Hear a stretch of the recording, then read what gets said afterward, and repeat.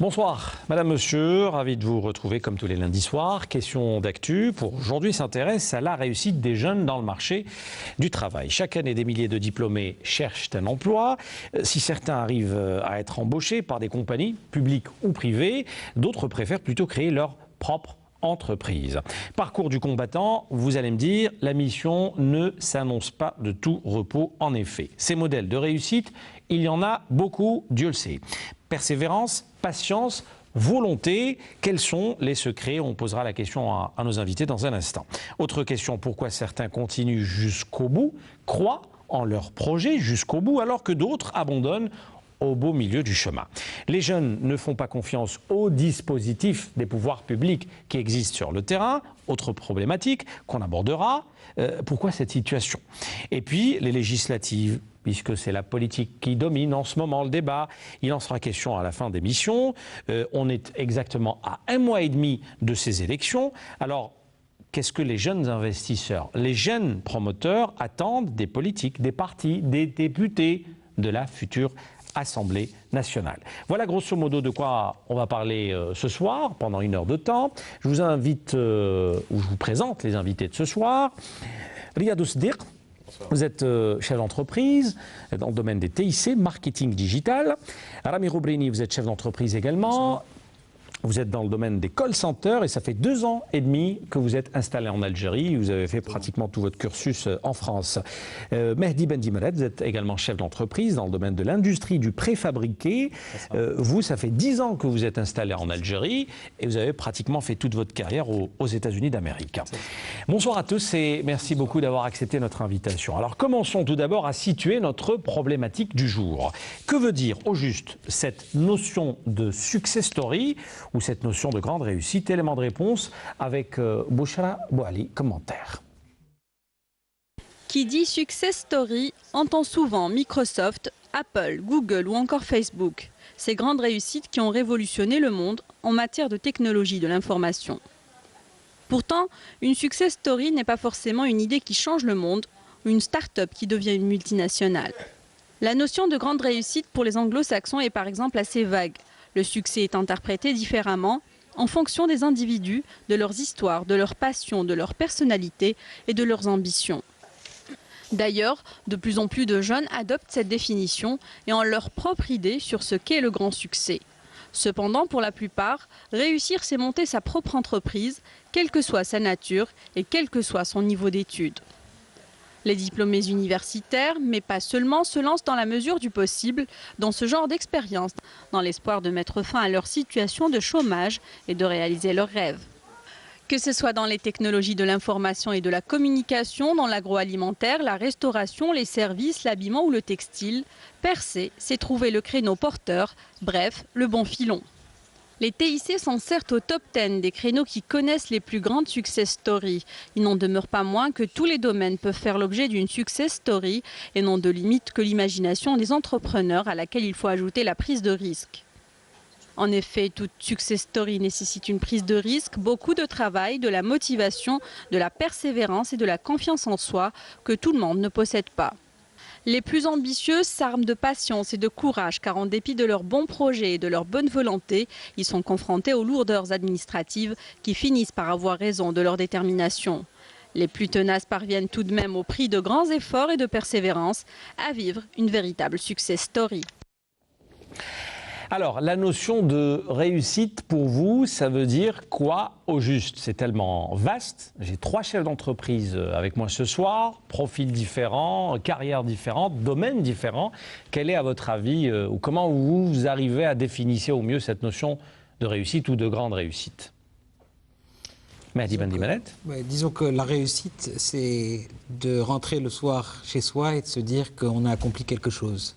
C'est d'avoir relevé un défi, c'est de se dire que finalement, quand on arrive le matin et qu'on se retrouve avec une montagne de choses à régler, de problèmes qui peuvent venir subvenir, des choses auxquelles on ne s'attend pas du tout, et que finalement, en fin de journée, on rentre à la maison, on dit « j'ai réussi ma journée, j'ai surmonté tout ça, je suis passé à autre chose, j'ai accompli quelque chose ». C'est ça la réussite, c'est ça le success story, la success story. Rami Roubrini.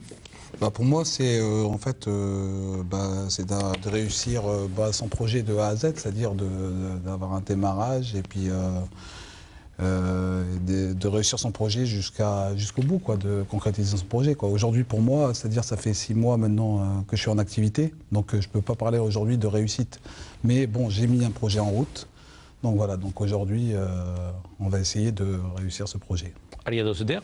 Ce sont des solutions qu'on apporte à différentes autres entreprises. Ce sont des objectifs atteints.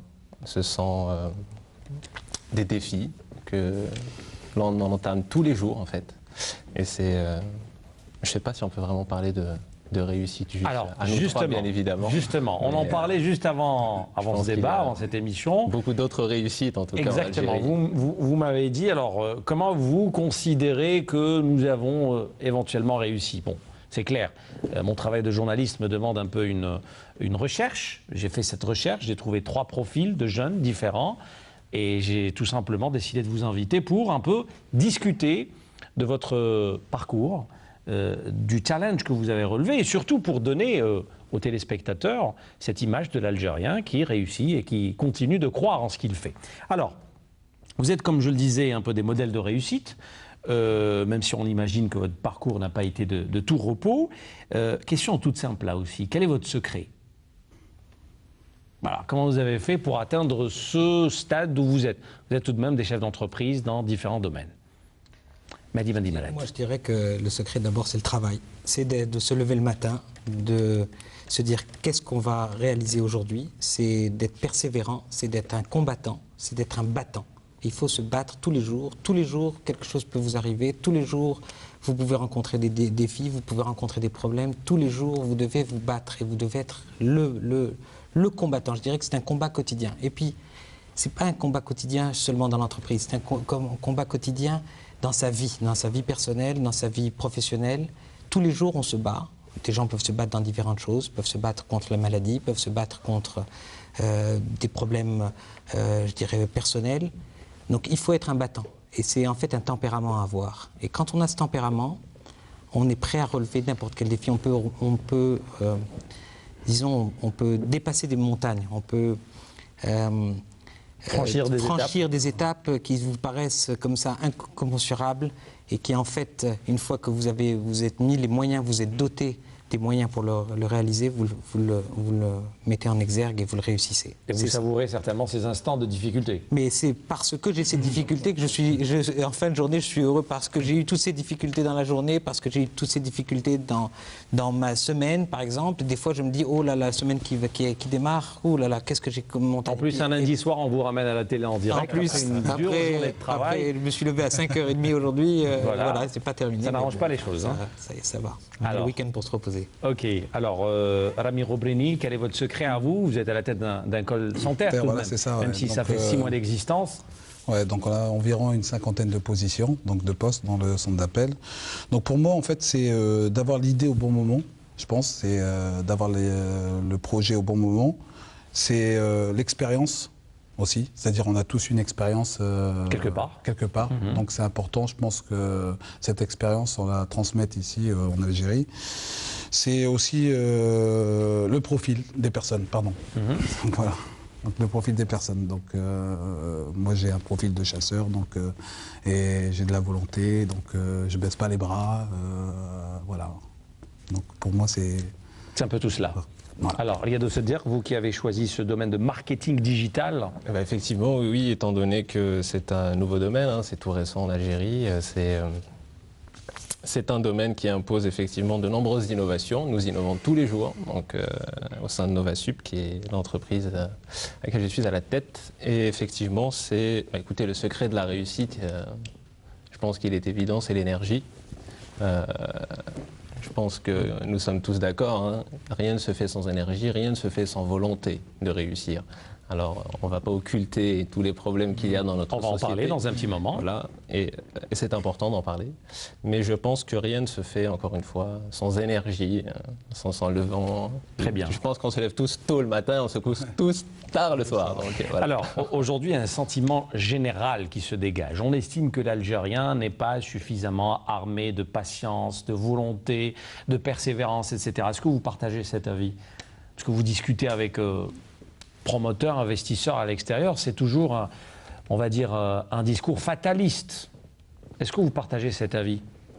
Je pense que, je me permets de répondre en premier, hein, mais je pense que oui, notre débat doit éviter toute forme de schizophrénie qui nous ferait croire que tout est négatif et qu'aucun effort n'est entrepris. C'est vrai qu'il y a des problèmes, c'est vrai qu'il y a des lenteurs administratives, c'est vrai qu'il y a certains soucis qui ne s'expliquent pas, parfois, mais il y a quand même, je pense qu'il y a quand même du bon dans tout ça. Puis je pense que rien ne peut avancer relativement dans le négatif. Je pense qu'il faut être positif, je pense qu'il faut essayer d'impulser, il faut essayer de donner en tout cas une impulsion à tous nos projets. Et donc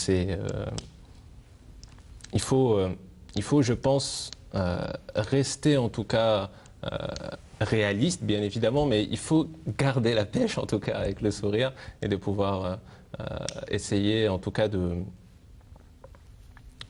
passer par toutes ces étapes.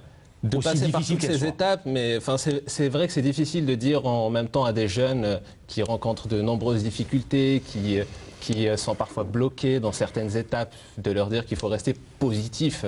Mais et pourquoi certains réussissent à rester positifs alors que d'autres tombent dans ce défaitisme assez rapidement? Je pense que c'est une question de société aussi. Hein. Il y a un effet d'entraînement, il faut être tout à fait sincère. Je pense que le fait de dire qu'il faut être positif n'entraîne pas forcément chez les personnes un acte tout de suite de réception, vous disant oui, il a tout à fait raison, il faut être positif. Vous ne pensez pas que le bouche à oreille joue quand même un rôle assez important en Algérie? On ne va pas voir la chose, le dispositif, le fonctionnement. Il suffit d'écouter quelques commentaires de certaines personnes et on se force même pas à aller vérifier soi-même. Vous ne pensez pas que ça joue? Je pense que les Algériens, sincèrement, je pense qu'on est choyés. Sincèrement, je pense que les jeunes, nous-mêmes, notre population est choyée. On est beaucoup aidés, on bénéficie de beaucoup d'avantages et que finalement, des fois, ça n'aide pas, ça ne tend pas à l'émulation pour être dans la performance la plus grande. Je veux vous dire, dans les sociétés occidentales, vous êtes laissés pour compte. Et à la fin du mois, les gens qui n'ont pas de travail, les gens qui n'ont pas bien travaillé, les gens, il y a 10 personnes qui attendent leur boulot. Ces gens-là, s'ils n'ont pas de travail, ils n'ont plus d'argent pour payer leur loyer. Ils sont vite à la porte. Ils sont vite à la porte et ensuite ils sont vite à la rue. À la rue, c'est-à-dire qu'ils finissent SDF. Exactement, ils finissent SDF. Et je dirais qu'ici, à la limite, on n'est pas dans une société qui amène à ça. Quand vous avez un frère ou une sœur qui est au chômage, il rentrera toujours chez lui, il aura toujours quelque chose à manger. Si ce n'est pas chez lui, il aura ça chez son voisin. Et ça n'aime. Il y a cette solidarité. Il y a cette solidarité qui n'est pas une mauvaise chose en soi. Hein. Il faut pas, je ne suis pas en train de dénigrer, mais j'explique un petit peu peut-être le comportement de certains. Maintenant aussi, c'est un comportement. Je veux dire, il y a des gens qui sont dans toutes les sociétés. Il y a des gens qui sont des battants, il y a des gens qui le sont moins, il y a des gens qui vont aller plus dans la réussite, dans la recherche du dépassement de soi-même, et puis d'autres qui se laissent un petit peu vivre. Ça existe un petit peu partout. Mais notre société est faite un petit peu comme ça. Alors peut-être que si on n'était pas aussi choyé, et choyé non seulement dans la vie quotidienne, mais choyé aussi par l'État. L'État nous donne beaucoup d'incentifs, beaucoup d'aide. Finalement, il y a quand même, vous avez, si on parle du dispositif ANSEJ, que l'État a donné aux jeunes Algériens, aux jeunes qui veulent se développer et démarrer leur propre entreprise, beaucoup de pays voudraient avoir le même système. Beaucoup de gens voudraient avoir le même système. Nous avons un système qui aide énormément. Et malgré tout, le résultat n'est peut-être pas à la hauteur des dépenses que fait l'État pour ça. Donc je dis que c'est une question aussi un petit peu de tempérament et de société. Il faudrait peut-être changer un jour. On changera quand on sera moins aidé, on changera automatiquement. Donc moins aidé, c'est-à-dire quand on aura moins de rentes pétrolières, quand on aura moins de redistribution de la part de l'État, automatiquement on sera peut-être obligé de retrousser moins un de peu subventions plus. aussi. C'est ça, quand je dis moins de rentes pétrolières, c'est-à-dire moins de subventions à travers la rente pétrolière. Mais un jour, il faudra le faire. Et ce jour-là est très proche. En 2025-2030, nous serons en déclin au niveau pétrolier et gazier. Donc il va falloir retrousser nos manches pour qu'on travaille, qu'on soit un petit peu plus performant et qu'on se développe un petit peu plus. Nous sommes un pays qui devrait être à 8-10% de taux de croissance. Nous sommes difficilement à 2-3%. Donc je pense qu'il y a tout un revirement, si vous voulez, dans l'état d'esprit de cette société. Et on va peut-être en parler à la fin, puisque vous avez dit qu'on parlerait un petit peu des élections législatives qui vont se produire dans quelques jours. Il y a disons, une remise en cause de cet état-providence qui est le nôtre, qui a toujours été le nôtre finalement, même dans des étapes différentes, même dans des étapes difficiles. L'État a toujours été présent. Et c'est peut-être à cette nouvelle législature de refonder un petit peu l'Algérie nouvelle. Maintenant, ce pays est jeune, il a 50 ans. Peut-être qu'après cette nouvelle législature, on pourra lancer les nouvelles bases de cette nouvelle Algérie. 50 ans après, finalement, on est tout jeune. Alors, Rami Roubrini. Moi, je vais vous rejoindre, c'est-à-dire, dans les outils, c'est-à-dire, moi, j'ai bénéficié de l'ANSEJ, donc j'ai eu une aide. Une aide, oui, voilà, exactement. Et voilà, donc avec les points positifs et les points négatifs, c'est-à-dire des deux côtés. Des deux côtés. Donc voilà. Donc voilà. Pour moi, je suis d'accord avec ce que vient de dire M. Mehdi. Alors, oui, Riyad Ouzdir. Oui, mais c'est vrai que c'est une aide, pour reprendre ce que disait monsieur, mais c'est vrai que c'est une aide, mais en même temps, il faut bien prendre conscience et connaissance des problèmes qu'ont les jeunes. Et je pense que dire que l'on est aidé, oui, effectivement, on est aidé.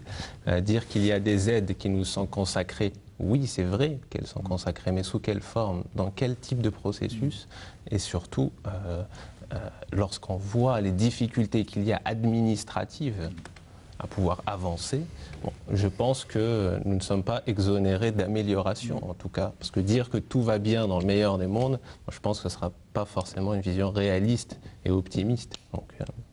Alors, le monde entrepreneurial, l'aventure entrepreneuriale, parce qu'on peut vraiment l'appeler ainsi, aujourd'hui, on estime que dans n'importe quel pays, celui qui s'attaque à ce domaine doit s'armer de patience. Et il doit se mettre en évidence et se mettre en tête qu'il va rencontrer énormément de difficultés durant son parcours. Est-ce qu'à votre avis, aujourd'hui, l'Algérien n'est pas préparé à toutes ces étapes difficiles ? Dieu sait que notre bureaucratie existe. Dieu sait que la bureaucratie engendre beaucoup de soucis, beaucoup de problèmes, beaucoup de difficultés.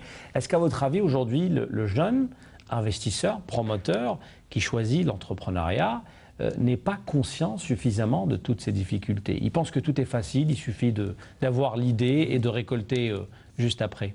Il y a effectivement une notion de success story dont vous avez fait appel qui est assez différente en termes de définition chez ces jeunes dont vous parlez. Effectivement, c'est une façon de réussir, mais disons que c'est le succès facile en fait, c'est l'argent facile et c'est en même temps en fait le fait d'avoir une société où tout est à construire. Donc lorsque forcément on voit les autres être dans cette branche, nous on le voit très bien dans notre secteur d'activité, dans les nouvelles technologies, il y a beaucoup de choses à faire, énormément de choses à faire. Il y a beaucoup d'innovations à apporter. Nous-mêmes, nous déposons des brevets en Algérie dans le domaine des innovations. Mais encore une fois, les jeunes, lorsqu'ils sont heurtés, vous l'avez très bien dit, à la bureaucratie, croyez-moi qu'ils peuvent être aussi freinés dans leur envie d'entreprendre. Et là, ça dépend de la personne. Et du caractère, oui, effectivement. Du caractère aussi. Je pense que ça fait aussi appel à la formation, ça fait appel aussi à un cursus, ça fait appel effectivement, comme le disait monsieur, à une expérience. Maintenant, est-ce que tous les jeunes doivent avoir une expérience avant d'entrer dans le domaine de l'entrepreneuriat? Est-ce qu'une personne qui doit ouvrir une entreprise ou avec des fonds de l'État doit forcément avoir une expérience dans un domaine avant de se lancer, parce qu'on a pu observer notamment via le dispositif de l'ANSEJ qu'il y avait parfois des voies qui étaient malheureusement sans issue. Ramiro Brini, vous qui avez bénéficié de ce dispositif ANSEJ. Bon, il y a un manque d'accompagnement, je pense. De conseils. Ouais, de conseils, d'accompagnement. C'est-à-dire, quand on fait l'ANSEJ, aujourd'hui, il faut être suivi, quoi. C'est-à-dire, c'est-à-dire, ne serait-ce par exemple pour mon cas au niveau du fonds de roulement. Par exemple, un fonds de roulement, on ne peut pas donner 150 000 dinars de fonds de roulement sans un projet de call center, quoi. C'est-à-dire aujourd'hui. Vous avez bénéficié de à peine 150 000 dinars. Voilà, sur le fonds de roulement. Ouais. Donc aujourd'hui, mais bon, c'est-à-dire, tout ça, c'est dû au manque de suivi et l'accompagnement aussi des personnes sur leurs projets, quoi. C'est-à-dire aujourd'hui, ils sont peut-être pas assez nombreux. Bon, je vais pas les défendre non plus, mais c'est-à-dire ils sont peut-être pas assez nombreux. Ils ont trop de projets. Il y a trop de projets avec les nouvelles réformes. Je sais pas, donc avec au niveau de l'ANSEJ, la nouvelle réforme. Il y a beaucoup de projets, donc ça met du temps aussi pour passer, donc ça démoralise aussi pour beaucoup de gens sur le projet. Donc voilà, donc moi c'est mon expérience, hein, je parle de mon expérience, donc voilà.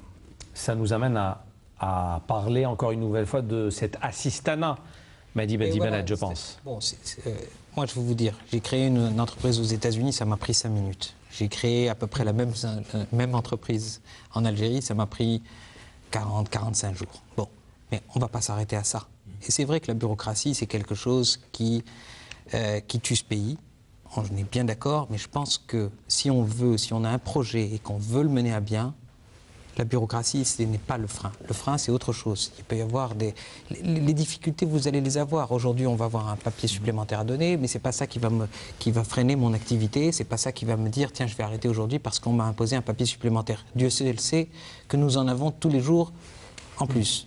Mais ce n'est pas mon frein. Maintenant, on peut se battre, je veux dire, en association, on peut dire, ou avec nos politiciens, on peut se battre avec eux, ou on peut discuter avec eux plutôt, et leur dire, écoutez, je pense que là, il faudrait peut-être alléger la chose, parce que au lieu de faire 8-10% de taux de croissance, nous en faisons que 2 ou 3. Et c'est le résultat actuel. Donc, si on allège un petit peu notre système, peut-être,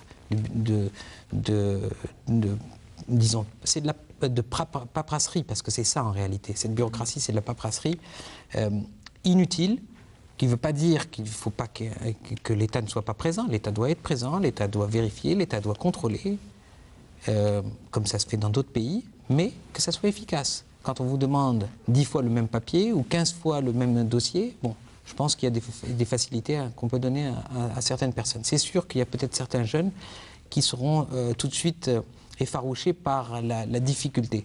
Mais il ne faut pas s'arrêter là. Il y a, je pense, une deuxième chose sur les projets ANSEJ. Beaucoup de gens en ont bénéficié, que c'est une très bonne chose, mais il n'y a pas eu cet accompagnement peut-être aussi d'aide à devenir un entrepreneur. Et devenir un entrepreneur, c'est aussi savoir comment gérer une entreprise, c'est savoir lire un bilan. Avec des employés et tout. C'est savoir lire un bilan, c'est savoir se dire que peut-être il y a ici, il faut recruter peut-être au niveau de l'ANEM, l'agence de l'emploi. Peut-être des gens ne le savent pas. Vous voyez, donc il y a des choses où on pourrait vulgariser, peut-être un petit peu aider ces jeunes à réussir. Parce que c'est une bonne chose de bénéficier des deniers de l'État et de l'aide de l'État. C'est une très bonne chose de le faire, mais il faut pouvoir aussi réussir. Il faut être accompagné. Et l'État peut être là, dans le même dispositif peut-être, à aider ces jeunes à réussir leur projet. Parce que ce n'est pas une chose que de donner de l'argent et donner les fonds et faire bénéficier des avantages fiscaux. C'est aussi de lui permettre d'arriver à ses fins. Et ça, peut-être qu'il manque dans ces dispositifs, ces choses-là. Les gens n'ont peut-être pas l'accompagnement. L'accompagnement. D'accord. Alors, tous ces dispositifs, ANSEJ, Handi, CNAC, etc., c'est pas ce qui manque. Mais aujourd'hui, on remarque qu'il y a quand même une méfiance de la part des jeunes investisseurs. Ils ne font pas tout à fait confiance à ces dispositifs. Et ils disent carrément, il faut le dire, et ils créent ces dispositifs pour leurs proches, etc., alors que ce n'est pas du tout le cas. Comment aujourd'hui, une bonne fois pour toutes, expliquer à tous ces Algériens qui veulent investir, qui veulent un peu aller dans ce domaine entrepreneurial, que ces dispositifs sont vraiment efficaces. La preuve, ils donnent des résultats, et des résultats satisfaisants. Comment leur donner, à votre avis, cette façon de voir? Mais déjà, il faut avoir un projet. Si on a un projet, après, bon, vous pouvez vous rapprocher des structures. Enfin, monsieur qui en a bénéficié le connaîtra beaucoup mieux que moi, mais vous pouvez vous rapprocher des structures. Mais l'essentiel, c'est d'avoir un projet, d'être un entrepreneur, d'avoir cette vision, de faire quelque chose de sa vie, quelque chose pour lancer une activité. Une fois que vous avez ça, vous pouvez vous rapprocher des structures et les structures vont vous aider à mettre en œuvre. Les aides de l'ANDI, les aides de l'ANSEJ et du CNAC ont été quand même vulgarisées au niveau des médias. Au niveau de, moi je vais souvent dans des rencontres économiques, l'ANDI est toujours présente pour expliquer, expliquer les avantages dont on peut bénéficier. Donc je veux dire, il y a un travail de fond qui est fait. Maintenant, je vous dis, c'est le travail d'accompagnement, le travail de devenir un entrepreneur. Comment devenir un entrepreneur?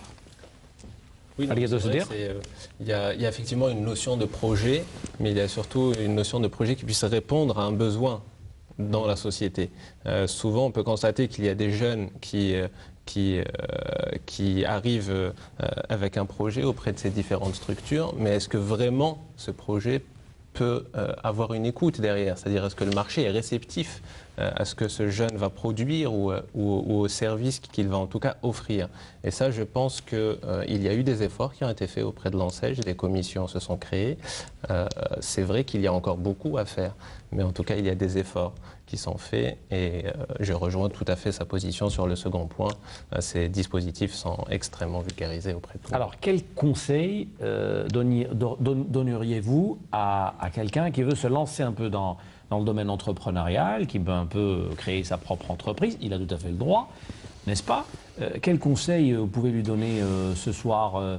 J'ai envie de dire, comment vous pouvez lui dire d'appréhender et de se préparer un peu à toutes ces difficultés qu'il rencontre? Écoutez, c'est d'avoir effectivement un projet encore une fois qui puisse répondre à une problématique de marché, c'est d'avoir aussi une énergie, de se sentir capable. C'est aussi le fait de pouvoir s'armer de patience, vous l'avez très bien dit, parce qu'il y a également un système bureaucratique qui est là, on ne peut pas le contourner, on le subit, c'est une réalité. Mais en tout cas, le plus dur vient après, entre guillemets. Il faut bien comprendre qu'il faut pouvoir assumer ce qui vient après la création de l'entreprise. On parlait d'accompagnement. Toutes ces micro-entreprises qui sont issues de l'ANSEJ ou d'autres dispositifs demandent à être accompagnées, mais ne trouvent pas écoute, forcément. Alors, créer sa propre entreprise, ça devient du domaine de l'impossible. Certains développent ce discours, d'autres ne s'inscrivent pas du tout dans cette optique. Comment aujourd'hui vraiment donner cet espoir? Mehdi Bendibaleb. J'ai rencontré justement des jeunes qui ont fondé leur start-up. D'ailleurs, bon, je suis dans une association qui s'appelle le NAPEO, qui est North Africa Partnership for Economic Opportunity. Et nous, notre objectif, c'est d'aider certains individus à monter leur start-up, à monter leur projet. Alors, justement, on met en place aussi des concours. À travers ces concours, on met l'individu dans une phase de vendre son projet. Quand on vend son projet, on arrive à mieux même le comprendre et à mieux le vulgariser. Quand on arrive à le vendre aussi à des investisseurs, alors il y a eu beaucoup ces derniers temps, il y a eu pas mal de rencontres qui ont été faites dans ce cadre-là, ce qu'on appelle les Business Angels, qui est un concept américain qui se développe ici en Algérie.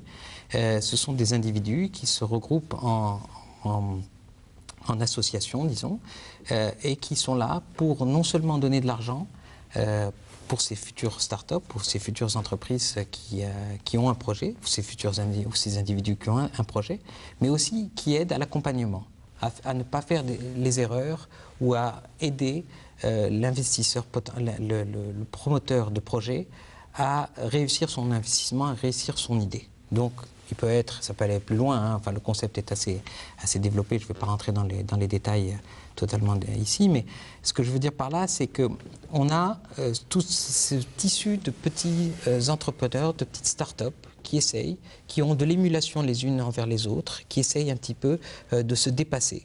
Et on a mis en place, donc c'est assujetti aussi à des prix. À la fin, ça permet aussi aux gens de montrer, de se prononcer, de se vulgariser vis-à-vis d'autres individus. Et quand on arrive à vulgariser suffisamment son projet, on arrive à le vendre, à la société, on arrive à le vendre dans son environnement. D'accord. Rami Roubrini, vous qui avez bénéficié justement de ce dispositif en SAGE, quels conseils vous pouvez donner aujourd'hui à tous ceux qui vous regardent? C'est-à-dire qu'il ne faut pas rester toujours dans les mêmes créneaux. C'est-à-dire aujourd'hui, les promoteurs ont tendance à aller dans des créneaux, transport, toujours rester dans les mêmes créneaux. Donc aujourd'hui, il faut diversifier. Je pense qu'il faut diversifier. Il y a beaucoup de domaines comme l'Internet aujourd'hui, pas mal de choses, nouvelles technologies où il y a encore le marché vierge, c'est-à-dire aujourd'hui en Algérie, et je pense qu'aujourd'hui, il faut se lancer. D'accord. Alors, j'allais aborder justement ce point dans un instant, mais d'abord, il y a un point sur lequel tous les Algériens pratiquement sont unanimes, c'est ces fameuses connaissances. Je vais le dire en dialectal, ma'rifa. Voilà, c'est comme ça que... Et n'importe qui souhaite investir un créneau ou aller... dans n'importe quel domaine, ils disent si j'ai pas de connaissances, s'il n'y a pas d'intervention, j'ai aucune chance. Alors, c'est une façon de voir les choses, et il y a beaucoup d'Algériens qui ne vont même pas à la source, j'ai envie de dire, pour vérifier si c'est faisable ou pas. Il suffit de ne pas avoir de connaissances pour qu'on n'y aille même pas. Alors, comment, à votre avis, aujourd'hui, faire comprendre aux téléspectateurs, aux Algériens, qu'il doit certainement exister des cas de réussite sans connaissances? Ça ne peut pas être généralisé à ce point. Il faut, avant toute chose, avant d'avoir des connaissances, il faut avoir du talent. Parce que vous pouvez avoir des connaissances, si vous n'avez pas de talent, vous ne réussirez jamais. Donc, je vais vous dire, les connaissances, on se les fait tous les jours. Quand on va à la mairie et on est à l'aise avec le petit... préposé au guichet, oui. Préposé au guichet pour que vous donnez le tampon rapidement, ça c'est une connaissance. Bon, personne ne va vous le donner sur un plat d'argent. C'est des choses en fait qui se font au fur et à mesure du développement de votre activité, et votre réseau s'étend petit à petit. Mais je pense que ce n'est pas le frein et ce n'est pas les connaissances. Dans tous les pays du monde, bien sûr, si vous avez une introduction, le petit coup de pouce, on va dire. Ça aide un petit peu, mais est-ce que ça va faire la réussite de votre entreprise? Est-ce que ça va faire la réussite totale? C'est pas ça le frein, c'est pas là-dessus qu'il faut focaliser. Il faut focaliser sur le talent, sur l'énergie déployée à réussir. Les connaissances vous donneront le petit coup de pouce supplémentaire, mais c'est pas... Ça ne peut que vous aider, on va dire, à un degré minimum. Voilà, c'est peut-être les 5% d'une réussite. Vous en pensez quoi?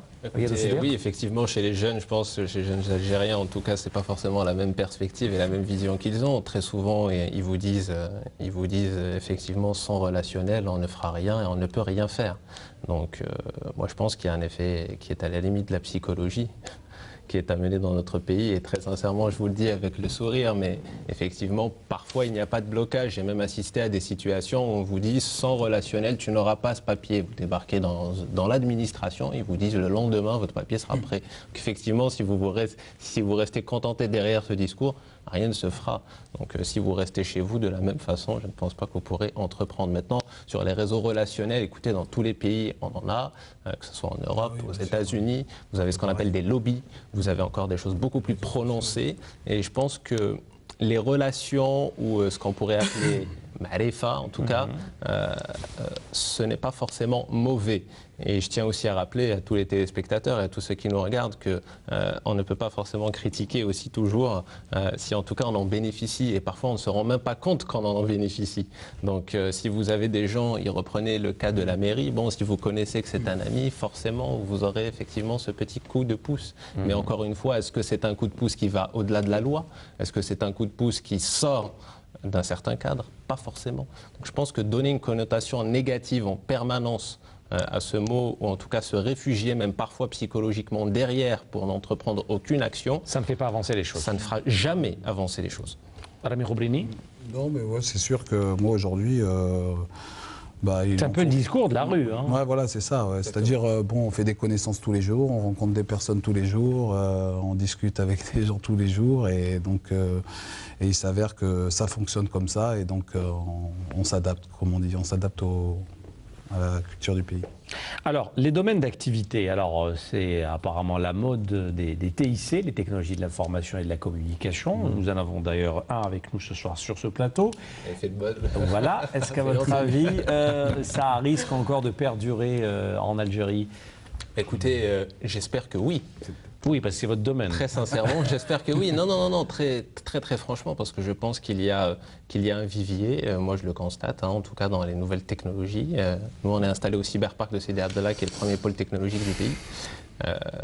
C'est une chance d'avoir ce pôle technologique dans notre pays. Et je pense que oui, parce qu'il y a de la compétitivité. Souvent, on parle effectivement sur le plan de vue national de nos problèmes, mais je pense sur la scène internationale, là, en tant que tel, il y a bon nombre de projets qui sont à mener. Il y a une compétitivité prix. Maintenant, il y a effectivement un niveau sur le plan des normes en termes de processus dans le travail qui doivent être améliorés. Mais oui, en tout cas, j'espère qu'on est dans ce domaine pour longtemps. Vous en pensez quoi? On a encore beaucoup à faire dans ce domaine des TIC. Vous qui êtes dans d'autres domaines, on va dire. Quoi faire dans beaucoup de choses, donc dans les TIC aussi. Et c'est sûr que les projets sont à la mode et qu'il y a un grand retard aussi que notre pays doit combler. Donc automatiquement, ça amène beaucoup de projets à se développer. Et on le voit, je vous dis, dans ces projets des startups, beaucoup sont des projets dans le domaine des TIC. Beaucoup de gens ont des projets porteurs et des projets qui sont même, je lisais encore dans la presse tout à l'heure, des projets qui sont même repris dans d'autres pays. Donc il y a quand même un avenir certain pour ces jeunes dans le domaine d'éthique, mais il y a un avenir aussi dans d'autres. Rien d'autre à dire? Oui, et tout à fait. Sur la même lancée, en tout cas, nous, par exemple, on nous a fait appel pour des études sur des domaines bien précis en Jordanie. Donc rien n'est infaisable, rien n'est impossible. Nous sommes bien une entreprise algérienne. Aujourd'hui, nous sommes à la veille du lancement des applications pour plusieurs plateformes mobiles de plusieurs quotidiens nationaux. Donc je pense que beaucoup de choses peuvent être possibles. C'est aussi une question de volonté et une sensation aussi de défi, même dans les nouvelles technologies. Et dernier point, en tout cas, concernant ce domaine, les nouvelles technologies ne sont pas à proprement dit, en tout cas, un domaine clôturé. On intervient dans tout. Je pense que monsieur le confirmera volontiers dans son centre d'appel. Lorsque vous avez un appel entrant, la façon dont il est traité, la fiche que l'on remplit sur le client, la façon dont sont gérés les projets, la façon dont... Donc je pense qu'il y a beaucoup à faire, surtout lorsqu'on sait qu'il y a un importateur pour 1500 habitants et qu'encore une fois, effectivement, notre taux de croissance est loin d'être à son optimisme. Ce qui m'amène justement à vous poser la question, est-ce qu'on n'est pas dans cette, finalement dans cette tendance à faire tous la même chose? Dès qu'il y a un créneau d'activité, où il y a, peut-être que la question ne se pose pas pour vous. Si, mais tout à fait. Les gens agissent par mimétisme. Voilà. Alors ça marche d'un côté, on va faire la même chose. Alors je fais la même chose. J'étais il y a quelques semaines dans la wilaya de Ouargla et j'ai appris par exemple qu'il y avait 25 briqueteries en construction pour une population de 500 000 habitants. Donc ça veut dire que les gens se disent tiens, ça a marché pour un tel, et ben je vais faire la même chose. Ça ne veut pas dire que ça va marcher pour tout le monde. C'est ça. Mais tout le monde agit un petit peu comme ça, il y a un effet de contagion et dans différents domaines. Alors bonne ou mauvaise chose finalement dans une économie? Dans une économie, de toute façon, moi je pense que chacun est libre de faire ce qu'il veut. Donc si vous pensez que vous pouvez réussir, tentez le coup. C'est tout. Mais quand on est trop à faire la même chose, ça risque de ne pas créer cette diversité. Si c'est votre argent et que l'État est là pour réguler, l'État est là pour donner des directions. Mais si vous avez envie et que c'est votre propre argent et que vous avez envie d'investir dans quelque chose où tout le monde a déjà investi, à la limite, c'est vous qui perdez votre argent. Là où je dirais qu'il faut être regardant, c'est là où l'État met... l'État met, disons, la main à la poche. Et là, on peut dire, oui, tiens, peut-être qu'il a un axe à donner. Dire, tiens, dans ce créneau-là, il y a peut-être une saturation. Il faut peut-être revoir un petit peu les choses. Mais l'individu doit être libre d'entreprendre et d'investir là où bon lui semble. Alors, vous êtes dans l'industrie préfabriquée. Comment vous est venue cette idée d'investir ce créneau? Alors, moi, j'étais aux États-Unis. C'est vrai que ça marche bien là-bas. Voilà. Et en fait, j'ai connu cette technique de préfabrication qui m'a beaucoup séduit. Et vous vous dites pourquoi pas ici. Et je me suis dit pourquoi pas ne pas la lancer en Algérie, pourquoi pas ne pas construire différemment. Et ça a été mon créneau. Donc j'ai sillonné un petit peu les États-Unis pendant 6 mois à la recherche d'un partenaire. Parce que ce qu'on a fait, nous, on a transféré le savoir-faire, transféré le know-how d'engineering et de fabrication pour réaliser des bâtiments de la même façon qu'aux États-Unis. C'est-à-dire que notre entreprise, à l'heure actuelle, produit exactement la même chose qu'une entreprise américaine. Nous sommes dans un créneau identique, avec des façons de construire identiques. Donc on n'a rien, je veux dire, à envier aux Américains. Et je vais vous dire, dans certains domaines, nous on a fait des avancées dans certains domaines, dans certains types de produits, qu'eux-mêmes n'avaient pas encore fait parce qu'ils avaient des législations un petit peu plus sévères que la nôtre. Et donc nous on a... Ah tiens, pour une fois, ben oui, vous êtes bien placé pour le dire. Voilà, bon, les législations sont assez aussi sévères aux États-Unis. Vous savez que les États-Unis, c'est un pays extrêmement procédurier, avec un cadre réglementaire bien précis. Donc vous voyez, donc les gens, malgré Donc on peut dire que vous avez innové finalement. Ben, par certains... Alors, honnêtement, vous regrettez ou pas de ne pas avoir innové? Je ne regrette pas du tout. Je ne regrette pas du tout. Moi, je suis issu d'une famille qui est d'industriels dans les matériaux de construction. Je fais des matériaux de construction totalement différents. Je serais presque un concurrent. Vous êtes rival alors avec vos cousins? Presque, pas mes cousins, avec même mon père. Je suis presque un rival avec lui. Mais bon, disons que le marché est très grand et que chacun a sa part, disons. Donc, ce que je veux dire par là, c'est que quand, vous voyez, on s'est lancé quand même un défi, construire autrement. Donc, un défi à proposer d'autres types de fabrication, d'autres types de construction pour ce pays. Ça ne veut pas dire que la voie est ouverte, la voie est difficile parce que, bon, il y a toujours un peu de conservatisme, c'est toujours un petit peu difficile. Mais on a fait notre place. Alors, je ne dis pas qu'on va révolutionner, qu'on va prendre 50% du marché de la construction en Algérie, mais si on prend une partie du marché, eh ben, on sera bien dans la bonne lancée. D'accord. Bon, moi, au niveau du domaine des call centers, en fait, ce qu'il faut savoir, c'est que les premiers call centers, je crois qu'ils ont été ouverts environ dans les années 2000. Donc, vous avez un chiffre Il y a environ, je crois qu'en fait, aujourd'hui, il y a environ une trentaine de centres d'appel en fait, en activité, à peu près, en Algérie. Donc, je ne suis pas le seul, hein, ce n'est pas un nouveau projet, c'est juste que c'était un circuit qui était assez fermé parce qu'il y avait une réglementation et qu'on n'ouvrait pas un call center comme ça au niveau du réseau, de la voie IP.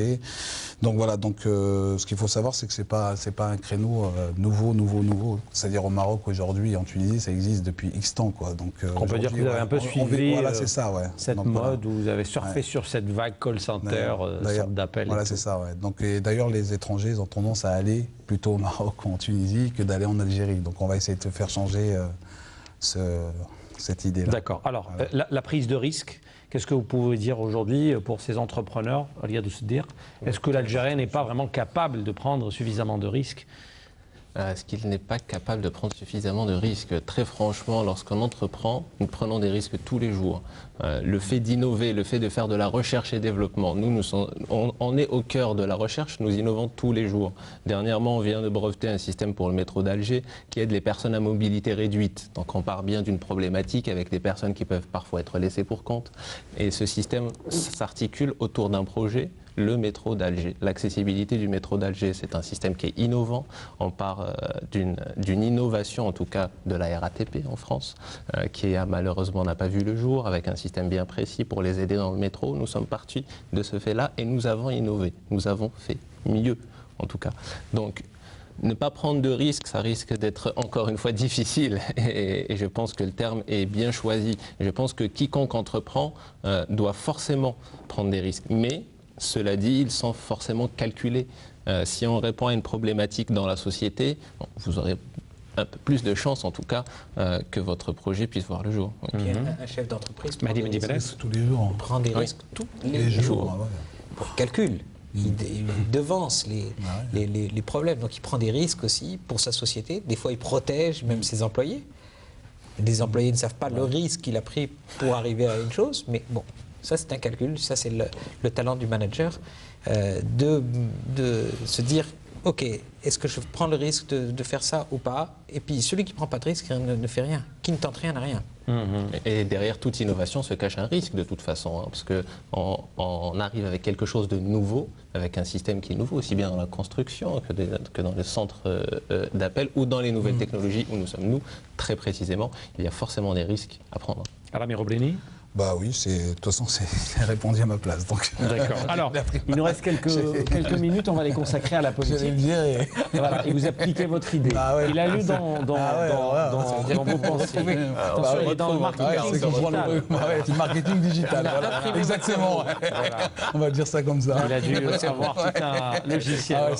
C'est un système. Alors, pour les quelques minutes qui nous restent, on va parler un peu de politique avec les législatives qui arrivent. On est exactement à un mois et demi de ce scrutin, de ces échéances électorales, le 10 mai prochain.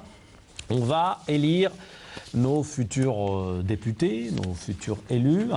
Donc il y aura une nouvelle Assemblée nationale, une nouvelle configuration politique.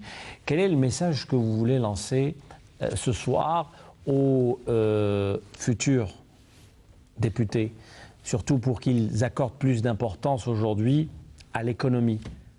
Moi, je dirais, premièrement, si vous le permettez, je dirais aux gens, j'ai entendu dans votre émission des gens dire « moi, je ne vais pas aller voter parce que ça ne sert à rien ». On l'entend un petit peu partout.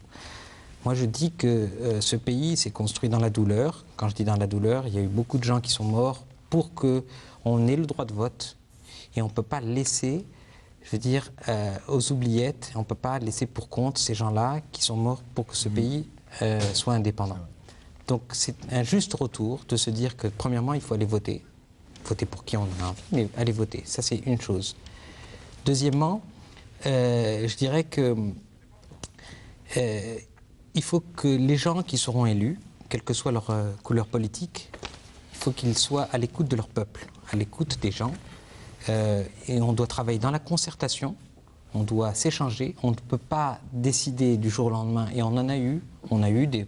y a eu des choses quand même qui ont été faites, qui ont fait beaucoup de mal pour l'économie de ce pays, et qui ont été faites, si vous voulez, sans concertation aucune.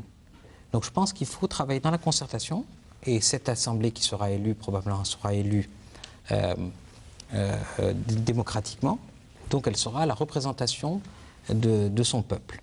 Si elle est la représentation de son peuple, elle travaillera de concert avec son peuple. Et c'est ce qu'il faut, c'est ce qu'il faut pour ce pays. On ne peut pas rester dans une optique de dire qu'on peut gouverner seul sans avoir le contre-pouvoir, je dirais le contre-avis. Parce que c'est comme ça qu'on nourrit et qu'on enrichit le débat. J'espère donc que nos futurs députés prendront acte un petit peu de notre souhait et puis du souhait des jeunes. Parce que quand on entend des jeunes qui ne veulent pas aller voter, c'est quand même navrant de se dire qu'on a amené ces gens-là à ne même pas avoir envie d'essayer d'avoir des gens qui leur sont proches. D'avoir de l'espoir. Et de l'avoir de l'espoir. Et surtout cette volonté de changer les choses. Voilà. Rami Robleni. Je vais reprendre. Donc moi, premièrement, je dirais, il faut aider les jeunes, ça c'est sûr. De toute façon, on n'arrête pas d'en parler. Donc de toute manière, aujourd'hui, je pense qu'il faut continuer à les aider. Après, en deuxième partie, je dirais alléger la bureaucratie, bien sûr. Les procédures, de manière générale. Parce qu'aujourd'hui, ce qu'il faut savoir, c'est que moi, pour un projet qui a duré environ 18 mois, pour être mis en place, donc c'est assez lent, quoi. Je pense qu'au-dessus de 12 mois, c'est plus un projet, quoi, en fait, personnellement, c'est-à-dire...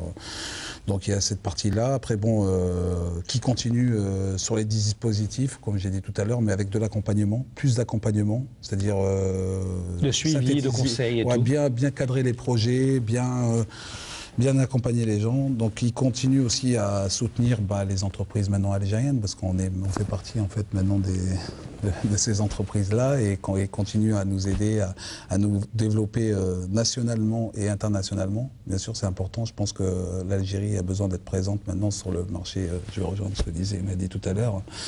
Il faut qu'on se développe.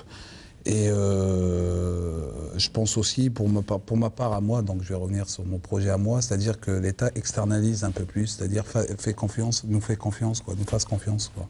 C'est-à-dire nous donne des projets, c'est-à-dire moi je parle dans le domaine du call center, il y a énormément de projets qu'on vous laisse faire. Ouais, voilà. Ouais, on peut dire ça comme ça. Ouais. Riyad Siddiq. Écoutez, moi, effectivement, toujours sur la même lancée, en tout cas, on est quand même devant une jeunesse qui a perdu confiance en elle-même, voire en son pays d'ailleurs. Il y a une exigence historique, en tout cas, qui commande de lui redonner espoir. Donc il faut faire renaître cette flamme en chacun d'eux. Parce que finalement, effectivement, lorsque l'on voit, comme ça a été le cas avec la politique et les jeunes dans votre émission, Il y a, au début du mois. effectivement, des jeunes qui vous disent pourquoi je ne voterai pas. Voilà, je vous explique pourquoi je ne voterai pas. Personne n'a répondu à cette question. C'était plus rien ne va c'est plus, un du jeune fatalisme. qui, effectivement, voilà, qui exprimait, qui vous disait voilà pourquoi je ne voterai pas. Effectivement, c'est tout à fait navrant. Moi, je pense qu'un homme sans passé est un homme sans avenir. Et qu'il faut tout à fait, dans un cadre bien déterminé, rappeler en tout cas que la génération de nos grands-parents, pour certains de leurs parents, se sont battus, sont morts, ont donné leur vie pour que l'on puisse mettre un bulletin dans une urne. Et je pense que c'est très important. Et à la fois sur le deuxième point, j'ai ici devant moi, et j'avais eu déjà l'occasion de le citer, Monsieur le Président de la République avait eu une réunion face au Wali en 2006, donc vous me permettrez de le citer en tout cas. Trop d'entraves et d'obstacles, voire d'obstructions et de blocages continuent encore de freiner les initiatives en matière de création d'activités et d'emplois. Les services de l'État, les services administratifs en font partie, en raison principalement des procédures qui découragent plus qu'elles n'incitent les jeunes à se lancer dans l'acte d'entreprendre. Je pense que tout est dans la phrase. Il y a 7 ans quand même. Il y a 7 ans. Résultat. Moi, j'invite à la réflexion tous ceux qui le voudront bien, en tout cas. Merci à tous. Je rappelle, Riyad Siddiq, vous êtes chef d'entreprise dans le domaine TIC Marketing Digital. Rami Roubrini, chef d'entreprise également dans le domaine du call center, le centre d'appel. Ça fait 2 ans et demi que vous êtes installé en Algérie, vous revenez de France. Mehdi Bendimered, vous êtes à la tête d'une entreprise qui fait dans l'industrie du préfabriqué. 10 ans que vous êtes ici, vous êtes revenu des États-Unis également. Vous avez, on va dire, importé ce procédé. Voilà, merci à tous en tous les cas d'avoir répondu présent et avoir répondu à nos questions. Merci, madame, monsieur. Je vous souhaite une excellente suite des programmes. Bonsoir et à la semaine prochaine.